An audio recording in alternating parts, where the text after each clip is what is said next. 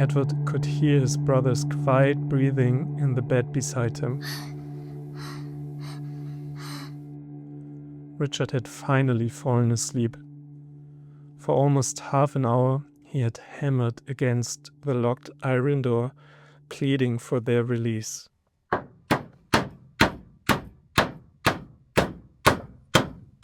Again, as he did every day since they had been brought through the secret passage at night from their quarters in the garden tower to this cell. The king had not forgotten that day. Their evening meal had tasted different, more bitter.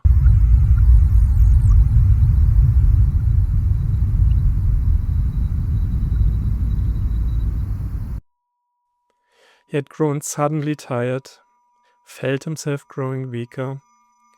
Edward had managed to resist. His brother had not been so fortunate. Richard slipped unconscious from his chair. The king had barely managed to catch him before his head struck the floor. By the time the men came, Edward had no strength left to fight. He could only whimper.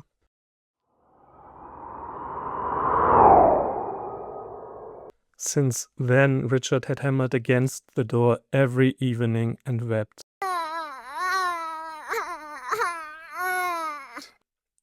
No one came anymore. Food was pushed through a slot in the entrance.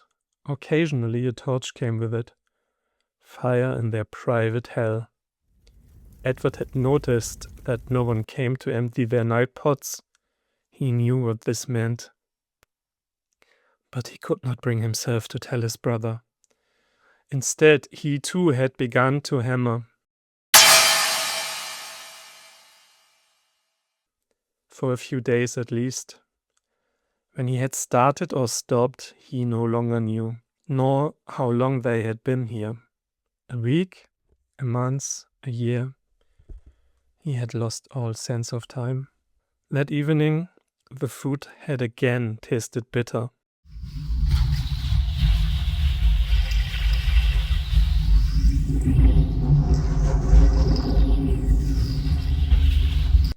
For a brief moment, Edward had considered preventing his brother from eating, but a voice within him had asked whether this was truly wise.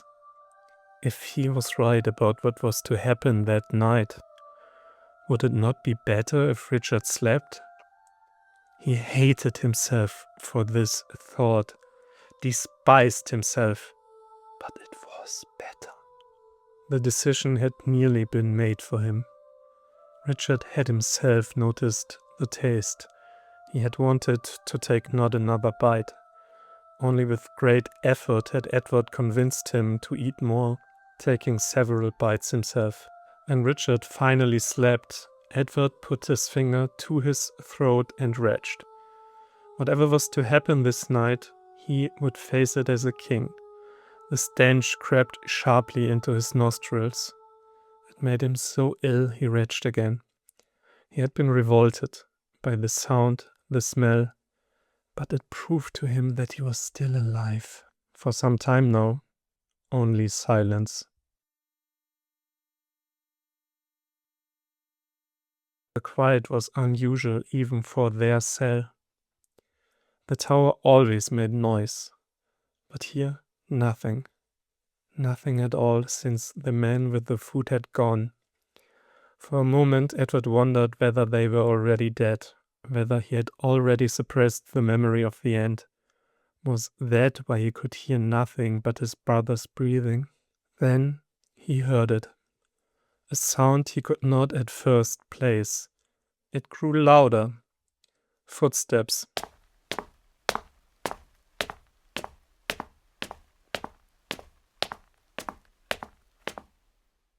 Several people, at least 3 men. He prayed they would pass the door. They did not. Step by step they drew closer. Each footfall seemed to pound inside his skull. Was he still 12 or older by now?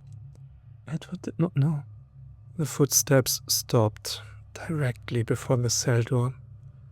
Tears ran down the king's face. He wanted to reach out and touch his brother, just once more.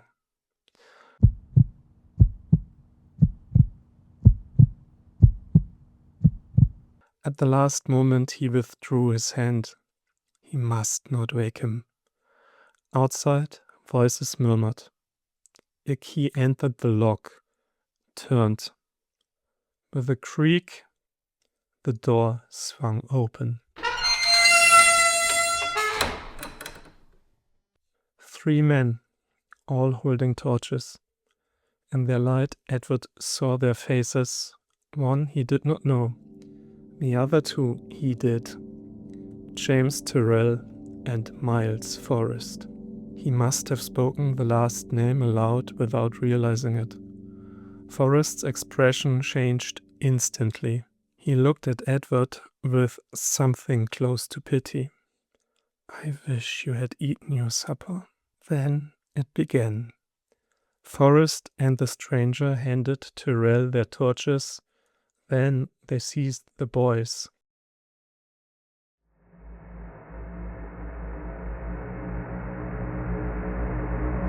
The stranger took Richard, Forrest took him. "No!" Edward struck out wildly. With one finger he scratched along the wall. Then he saw his brother wake. Richard screamed. For help, then for Edward's name. Not for long.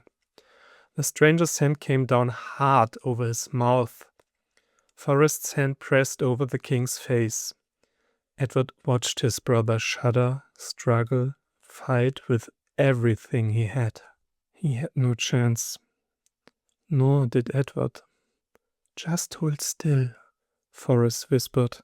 "It will be over soon." Edward shook his head and fought. He watched Tyrrell cross to his brother with a heavy brick. Richard had understood.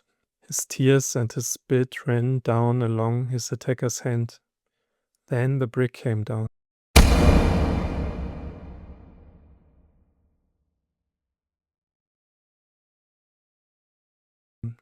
Now.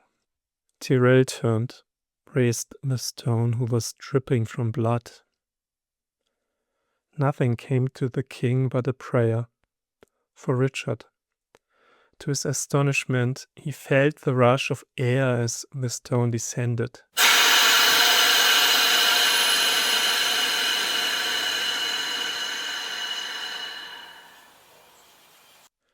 A strange last sensation. Then, with a crack that seemed to sound through his entire body, darkness.